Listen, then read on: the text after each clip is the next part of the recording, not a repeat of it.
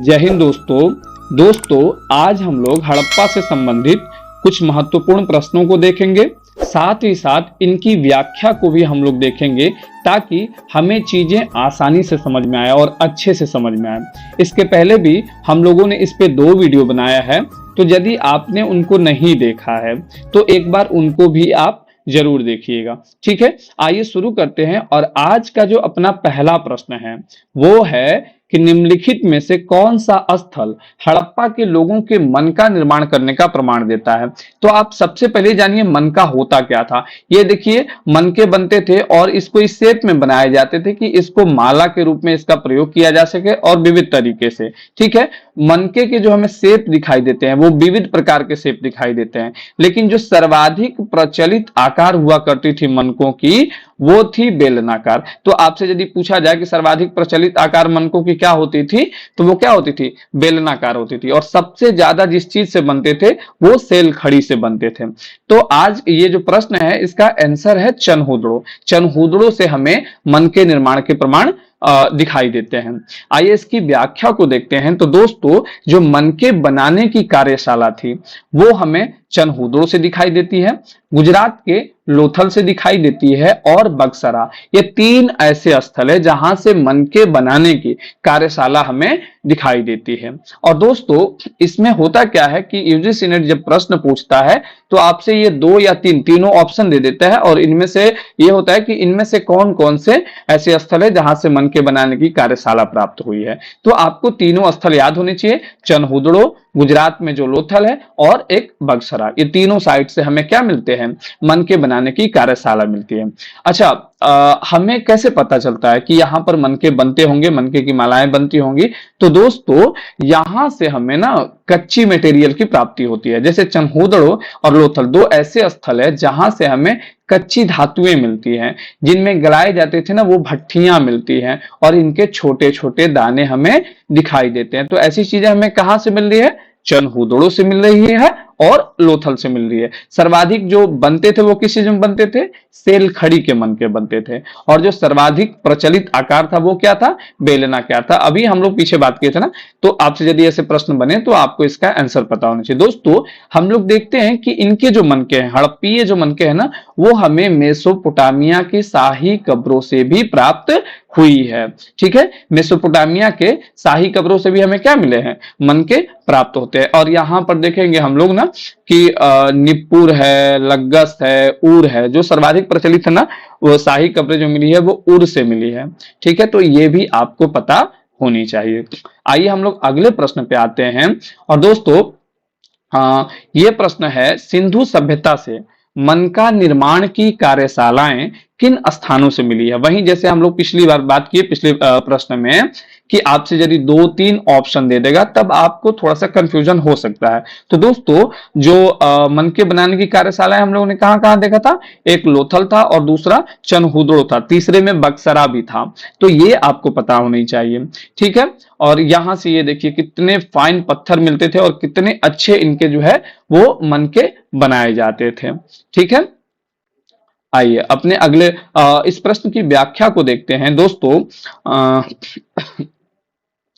यहां पर जो लोथल है और चनहूदड़ो, यहां से हमें मनका निर्माण की कार्यशालाएं तो मिली ही है, और कार्नेलियन के मनके हैं, इनके निर्माण हेतु बेलनाकार ड्रिल की प्राप्ति हुई है। ठीक है, अब बेलनाकार ड्रिल भाई इसी से जो है इनको बनाए जाते थे और सर्वाधिक जो प्रचलित आकार था वो क्या था, बेलनाकार ही था। और इसकी प्राप्ति जो हुई है ना वो धौलावीरा से हुई है, हड़प्पा से हुई है, मोहनजोदड़ो से और चनहूदड़ो से। 4 ऐसे जगह हैं जहां से बेलनाकार ड्रिल की प्राप्ति होती है। और दोस्तों, बात की जाए ना, इसकी खोज करने का श्रेय जो है वो अर्नेस्ट मैके को है। अर्नेस्ट मैके ने ही सर्वप्रथम बेलनाकार ड्रिलों को खोज करके निकाला था और इसीलिए इसको अर्नस्टाइट भी कहा जाता है। तो यदि आपसे ये पूछ दिया जाए कि बेलनाकार की ड्रिल की प्राप्ति कहां से हुई है या अर्नस्टाइट ड्रिल की प्राप्ति कहां से हुई है, तो ये भी आपको पता होना चाहिए कि जो बेलनाकार ड्रिल होती थी उसी को अर्नस्टाइट भी कहा जाता था। क्यों? क्योंकि अर्नेस्ट मैके ने सर्वप्रथम इसकी खोज कर दी थी। और दोस्तों कहां कहां से? धौलावीरा से, हड़प्पा से, मोहनजोदड़ो से और चनहुदड़ो, ये चार ऐसे जगह हैं जहां से हमें बेलनाकार ड्रिल की प्राप्ति हुई है। ठीक है, यहां हम देखते हैं कि मनकों के बेल्ट भी मिलते हैं और ये जो मिले हैं वो मोहनजोदड़ो से है और अल्लादीनो से है। दोस्तों इसमें बहुत ज्यादा फैक्ट है और मैंने जो है ये सौरभ चौबे के बुक जो है प्रश्नोत्तरी वाला, उसी से इन प्रश्नों को कलेक्ट किया है।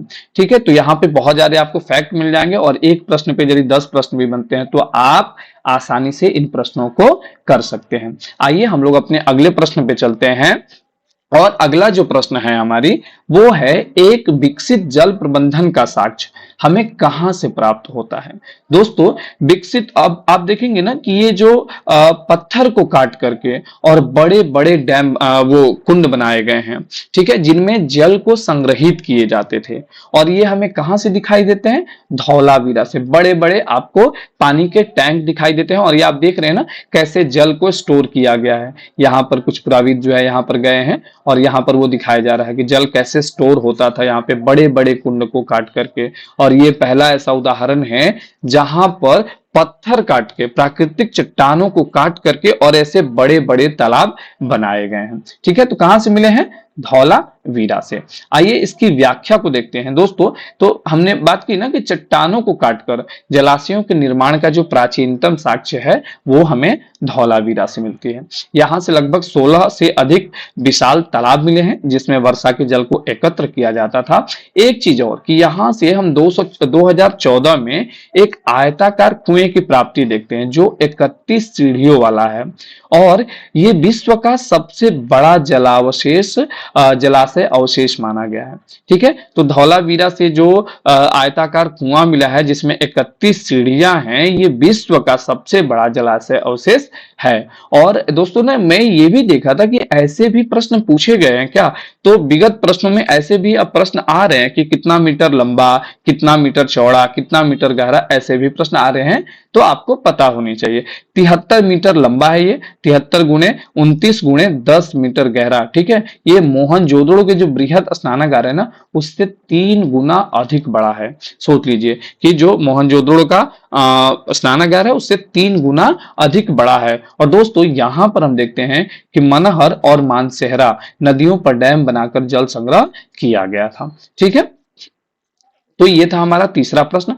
अब आ जाइए हम अपने चौथे प्रश्न पे आते हैं और दोस्तों ये है मोहनजोदड़ो के महान स्नानागार की खोज किसने की थी। आप जानते हैं स्नानागार देख रहे हैं कितना शानदार दिखता है और इसकी तो प्रसिद्धि बहुत ज्यादा है। जो ऋतिक रोशन की मूवी आई थी ना मोहनजोदाड़ो, उसमें इन चीजों को बहुत अच्छे से दिखाया गया था। तो दोस्तों ये क्या है कि महान स्नानागार की खोज किसने की थी? आर.डी. बनर्जी ने। आर.डी. बनर्जी ने मोहनजोदड़ो के महान स्नानागार की खोज की थी। अब इसके बारे में थोड़ा सा इनकी व्याख्या को देखते हैं। तो दोस्तों 1922 में सर्वप्रथम मोहनजोदड़ो की जो खोज है ना वो राखाल दास बनर्जी ने किया था। इन्होंने ही यहाँ से बृहद स्नानागार की खोज की थी और ये विश्व में जलाशय का प्राचीनतम उदाहरण है। स्नानागार में देखिएगा आप कि उत्तर, दक्षिण और पूर्व में प्रवेश द्वार बने थे। ठीक है, उत्तर यहां से, ठीक है, फिर दक्षिण और फिर पूर्व में यहां से हमें प्रवेश द्वार दिखाई देते हैं। ठीक है, फिर जो है जलाशय की जो फर्श है ना वो पक्की ईंट की बनी हुई थी। तो आपने फोटो में देखा ही बिटुमिनस और जिप्सम का प्रयोग किया था इसको जोड़ने के लिए। देख रहे हैं ये जो जलाशय के अंदर का भाग है वो क्या है? पक्की ईंटों से बना है। इनको जोड़ने के लिए जिप्सम का प्रयोग किया गया है। जैसे आज हम लोग सीमेंट का यूज करते हैं ना, तो वैसे ही इनको जोड़ने के लिए जिप्सम का प्रयोग किया गया है और ये अपने समय का अद्वितीय टेक्निक था। ठीक है, अद्वितीय टेक्निक था। जल कैसे इसमें से निकलेगा बाहर, फिर जल इसमें कैसे अंदर भरा जाएगा, फिर यहाँ पर आप देखेंगे ना छोटे छोटे कमरे जो हुआ करते थे, ये देख रहे हैं छोटे छोटे जो कमरे हैं इनमें जो है कि बाकी व्यवस्थाएं और कपड़ा वगैरह बदलने के लिए, तो तमाम चीजें हमें यहाँ से दिखाई देती है। तो हमारे प्रश्न का आंसर क्या है? पहले आर.डी. बनर्जी है। आर.डी. बनर्जी ने मोहनजोदड़ो के महान स्नानागार की खोज की थी। इसको हम देखते हैं कि मार्शल ने इसे आश्चर्यजनक निर्माण कहा है, ठीक है। जबकि डीडी कौशाम्बी जो है इसकी तुलना संस्कृत ग्रंथों में वर्णित जो कमल ताल पुष्कर से की है, जहां राजाएं और पुरोहितों का अभिषेक होता था। तो कभी कभी ऐसे भी प्रश्न आपसे बन सकते हैं कि किसने कमल ताल की उपाधि दी है, महान स्नानागार को कमल ताल कहा है, तो किसने कहा है? डीडी कौशाम्बी ने। आइए अपने अगले प्रश्न पे चलते हैं, और पांचवा प्रश्न है आज का, भारतीय उपमहाद्वीप के किस भाग में हड़प्पा संस्कृति का उदय हुआ था? तो मैंने आपको ना थोड़ा सा यहाँ पर मैप भी दे दिया है, और अब देखिएगा कि यहां पर जो है जो दक्षिणी भाग हुआ करती थी वो कौन सा स्थल था? यदि आपको याद होगा तो कमेंट भी करिएगा, मैं बता भी देता हूं कि दक्षिण में जो है सबसे ज्यादा वो कौन था? दायमाबाद था। उत्तर में देखेंगे तो यहां पर ये देखिए मांडा की स्थिति है, ठीक है। पश्चिम में इधर जो है वो सुतकांगेडोर होगा, और पूरब में जो है वो आलमगीरपुर होगा, और पश्चिम में जो है वो सुतकागेन-डोर होगा।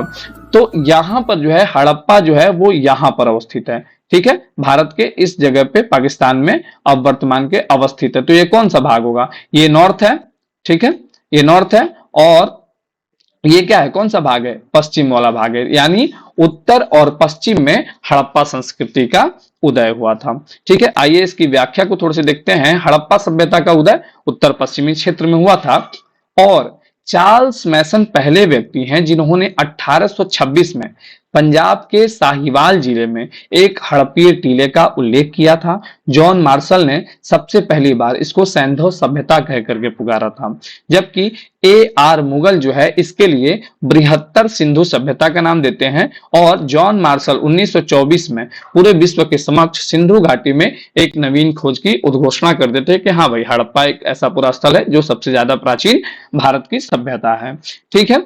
तो ये चीजें थी। खैर, हड़प्पा के उदय के लिए बहुत सारी ट्रेजेडियां मिलती है, बहुत सारे लोग यहाँ पर गए, अन्वेषण किए, पर कई लोगों का ध्यान इस तरफ गया ही नहीं।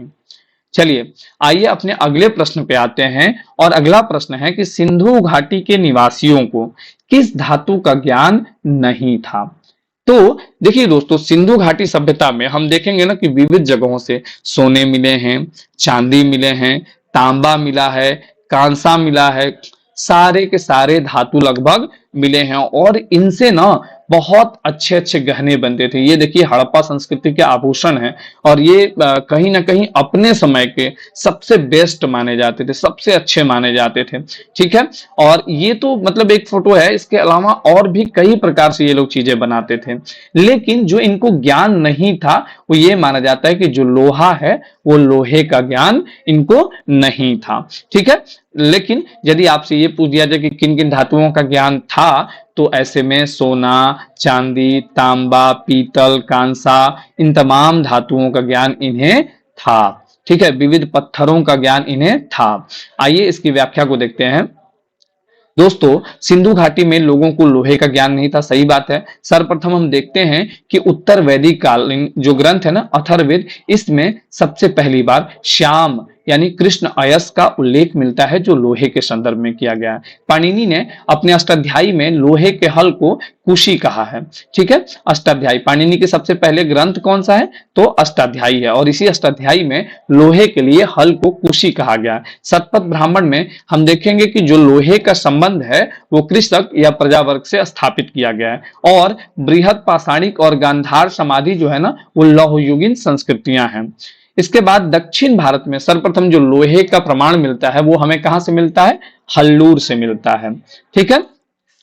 चलिए अपने अगले प्रश्न पे आते हैं, 7वें नंबर प्रश्न पे दोस्तों, और इसमें प्रश्न है कि मांडा किस नदी पर स्थित है? मांडा किस नदी पर स्थित है? तो दोस्तों सबसे पहले एक यहाँ पर मैप है ना, जो मैं अभी पिछली बार बताया था कि कौन से उत्तर में कौन सा है और दक्षिण में कौन सा है, पूर्व पश्चिम। तो दोस्तों उत्तर में जो है वो सबसे उत्तर में अवस्थित कौन सा है? मांडा है। दक्षिण में कौन सा स्थल है? दायमाबाद है।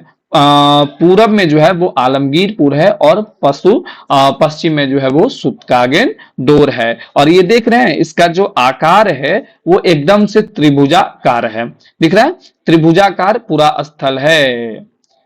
और इन चारों को ना आप जरूर याद रखिएगा कि यह जो है कि उत्तरी सीमा कौन थी, पश्चिमी सीमा कौन थी, दक्षिणी, पूर्वी, ये सभी चीजें। और बात रही अपने मांडा की, तो मांडा जो है वो दोस्तों चिनाब नदी के तट पर स्थित था। ठीक है, आइए इसकी व्याख्या को देखते हैं। दोस्तों जम्मू कश्मीर में जो मांडा है वो हड़प्पा सभ्यता का सबसे उत्तरी पुरास्थल है और ये चिनाब नदी के तट पर स्थित है। ठीक है, इस सभ्यता का जो दक्षिणी स्थल है वो दायमाबाद है, प्रवरा नदी के किनारे ये स्थित है। और यदि हम बात करें कि दायमाबाद से लेकर के मांडा इनके बीच में दूरी कितनी है, तो लगभग 1400 किलोमीटर है। यानी आप इसका ना पूरा क्षेत्रफल देख लीजिएगा कि कितने कितने में है। ये उत्तर से लेकर दक्षिण तक इसकी जो दूरी है वो 1400 किलोमीटर है, जबकि पूर्व से लेकर के पश्चिम तक इसकी जो दूरी है वो 1600 किलोमीटर है। सुतकागेडोर जो दास्क नदी के तट पर स्थित है और ये सबसे पश्चिमी पुरास्थल है, और आलमगीरपुर जो हिंडन नदी के तट पर है ये सबसे पूर्वी स्थल है। और इन दोनों के मध्य की जो दूरी है वो कितनी है, 1600 किलोमीटर है। तो आप इसको भी बहुत अच्छे से देख लीजिएगा।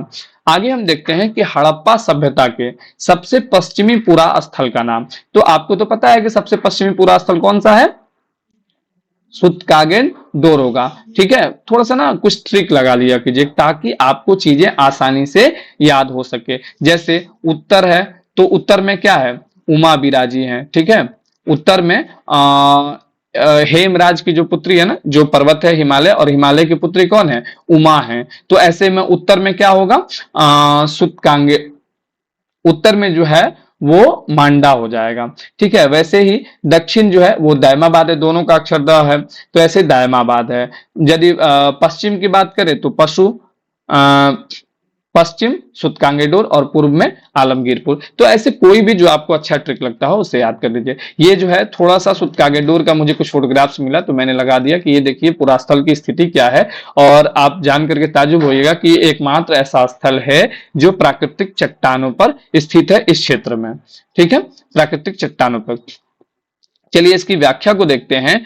दक्षिणी बलूचिस्तान के प्रमुख जो सैंधव स्थल है वो सुतकागेडोर है, सुतकाको है, बालाकोट है, नोंदौरी है और डाबरकोट है। ये सभी स्थल जो है वो कहां पर है, दक्षिणी बलूचिस्तान में। और दक्षिणी बलूचिस्तान में फिर से एक बार देखिए, सुतकागेडोर, सुतकाको, बालाकोट, नोंदौरी और डाबरकोट। ये जो सुतकागेडोर है ये दास्क नदी के किनारे स्थित है, और इसे जो खोजा था वो आरएल स्टाइन ने खोजा था। इसे हड़प्पा के व्यापार का चौराहा भी कहते हैं। तो यदि आपसे कभी प्रश्न ऐसे बन जाए कि हड़प्पा के व्यापार का चौराहा किसे कहते हैं, तो दोस्तों ये सुतकागेडोर को कहते हैं। और ये सैंधव सभ्यता का सबसे पश्चिमी पुरा स्थल है और एकमात्र स्थल जो प्राकृतिक चट्टान पर स्थित है। ठीक है, इसलिए मैंने आपको ना फोटोग्राफ दिखाया था कि ये देखिए ऐसा पुरा स्थल है जो प्राकृतिक चट्टान पर स्थित है। इसके अलावा यहां से हमें ताम्र निर्मित बाणाग्र की भी प्राप्ति हुई है। आइए अपने अगले प्रश्न पे आते हैं। दोस्तों निम्नलिखित में से कौन सी सिंधु घाटी सभ्यता की प्रमुख विशेषता रही है, तो प्रमुख विशेषता कौन सी रहेगी, यहाँ तो अर्थव्यवस्था भी इसके बारे में हम जानते हैं, धार्मिक जीवन भी जानते हैं, नगर योजना भी जानते हैं, लेकिन सामाजिक योजना भी जानते हैं। लेकिन जो सर्वाधिक प्रचलित थी ना सबसे प्रमुख विशेषता वो नगर योजना थी। ऐसे में प्रश्न कर दे तो हम लोग कंफ्यूज हो सकते हैं, पर जो आपसे ऐसे प्रश्न पूछे जाए तो उसका आंसर क्या होगा, नगर योजना, क्योंकि ये नगरीय योजना थी और इनकी अपनी एक विशिष्टता थी। सिंधु सभ्यता जो है वो दक्षिण एशिया की पहली नगरीय सभ्यता थी। नगरों को परिभाषित करने का काम जो है वो ऑस्ट्रेलिया के पुराविद है गार्डन चाइल्ड, इन्होंने ही सबसे पहले किया था। और इन्होंने नगरों के 10 लक्षण बताए और सैंधव नगरों को एक क्रांति की संज्ञा दी। यदि हम सैंधव नगरी की बात करें तो इनका जो निर्माण है ना वो चेस बोर्ड ग्रिड पद्धति पर हुई है। आप सभी को पता होगा, यदि आप पुरातत्व के छात्र हैं तो आप इनकी सड़कों को देखेंगे कि ये सड़कें जो हैं वो हमेशा से एक दूसरे को समकोण पे काटती है, जो आज के समय में भी मुश्किल काम है। इनकी अपनी जो नालियों की व्यवस्था थी वो सर्वोत्तम थी। ठीक है, तो ऐसे में इनकी अपनी जो नगर की विशेषता थी ना वो सबसे बेस्ट मानी जाती थी अपने समय की। प्रत्येक सैंधव नगर जो है वो दो भागों में विभक्त होता था। एक पश्चिमी टीला होता था जिसपे दुर्ग या राजा का जो घर होता था वो होता था, और पूर्वी टीला जो होता था वो नगर या मूल आवासीय क्षेत्र होते थे। दुर्ग बहुत ही मजबूत होता था और रक्षा प्राचीरों से युक्त होता था। ठीक है, ये चीज जो है, ये दो भाग वाला जो है, ये कहीं कहीं आपको तीन भाग भी दिखाई देता है, अपवादित है पर चीजें दिखती है। आइए अपने अगले प्रश्न पे आते हैं दोस्तों। 10वां प्रश्न है, निम्नलिखित में से कौन सी विशेषता सिंधु घाटी की सभ्यता को विश्व की अन्य समकालीन सभ्यताओं से विशिष्ट बनाती है? वही चीज है कि सबसे विशिष्ट कौन सी बनाएगी, इसकी अपनी नगरीय योजना। और ये देखिए जो नगरों का निर्माण था ना, वो बहुत ही अच्छे तरीके से नगरों को बसाए गए थे और हर चीज में एक नियम को फॉलो किया गया था कि जैसे किसी के भी घर का जो गेट है वो गेट किधर खुलेगा, मेन सड़कों की ओर ना खुल करके गलियों में खुलते थे। और इनकी नालियों की जो व्यवस्था थी वो बहुत ही अच्छी थी। घर जो बनाए जाते थे वो पक्के बनाए जाते थे। लगभग घरों में जो है वो कुएं प्राप्ति हुई है मोहनजोदड़ो से। तो ऐसे में इनकी जो नगरीय योजना थी वो सबसे विशिष्ट थी। राजपथ थे, गलियां भी होती थी तो बहुत साफ सुथरे होते थे। ठीक है, ये देखिए इनकी नालियों की व्यवस्था कितनी सर्वोत्तम हुआ करती थी। आज भी ये चीजें हम लोग अपने गांवों में या अपने क्षेत्रों में पूर्णतया लागू नहीं कर पाए हैं। ठीक है, आइए इसकी व्याख्या को देखते हैं। नगरीय योजना सिंधु घाटी सभ्यता को अन्य समकालीन सभ्यताओं में विशिष्ट बनाती है। और मेसोपोटामिया के नगर योजना में मंदिर महत्वपूर्ण स्थान रखते थे, लेकिन हम यहाँ पर देखेंगे सिंधु सभ्यता में इसका लगभग अभाव दिखाई देता है। और यदि इनकी तुलना की बात करें तो यहाँ से कब्रें भी जो है वो हड़प्पा संस्कृति में बहुत ज्यादा नहीं मिलती है।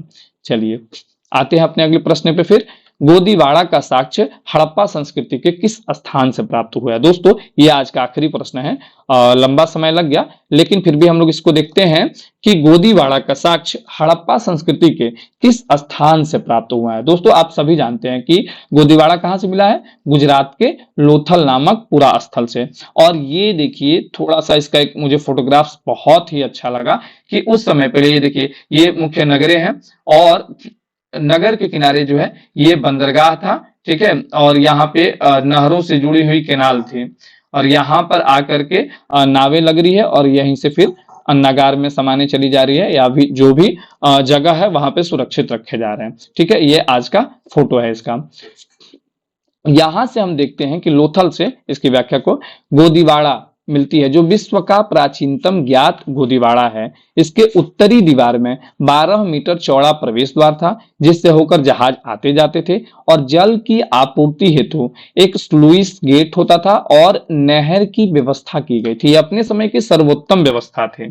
ठीक है, और लोथल का जो बंदरगाह है वो 214 गुने 36 मीटर है जो सैंधव सभ्यता की सबसे बड़ी इमारती संरचनाओं में से एक है। पास में ही गोदाम स्थित होता था और सर्वप्रथम यूपी शाह जो विद्वान हैं इन्होंने इस बात को, इस मत का खंडन किया। उन्होंने कहा कि नहीं, ये गोदी नहीं हो सकता है। तो आपसे यदि ये प्रश्न बन जाए कि किस व्यक्ति ने गोदीवाड़ा के मान्यता को अस्वीकार कर दिया सर्वप्रथम, तो वो कौन थे, यूपी शाह थे। जबकि लॉरेंस लॉस्निक भी एक विद्वान है, लॉरेंस लेस्निक, इन्होंने भी जो एसआर राव ने गोदीवाड़ा का मत दिया था इस बात का खंडन कर दिया। तो सबसे पहले गोदीवाड़ा का जो नाम है वो किसने दिया है कि ये गोदीवाड़ा है, वो एसआर राव ने दिया है। और कटाक्ष किसने किया है, यूपी शाह ने और लॉरेंस लेस्निक ने। इन दोनों ने इस बात को मानने से इनकार कर दिया कि ये गोदीवाड़ा था। ठीक है दोस्तों, तो ये था आज का हम लोगों का आखिरी प्रश्न। आशा करता हूं कि आपको बहुत ही अच्छे से ये चीजें समझ में आई होगी और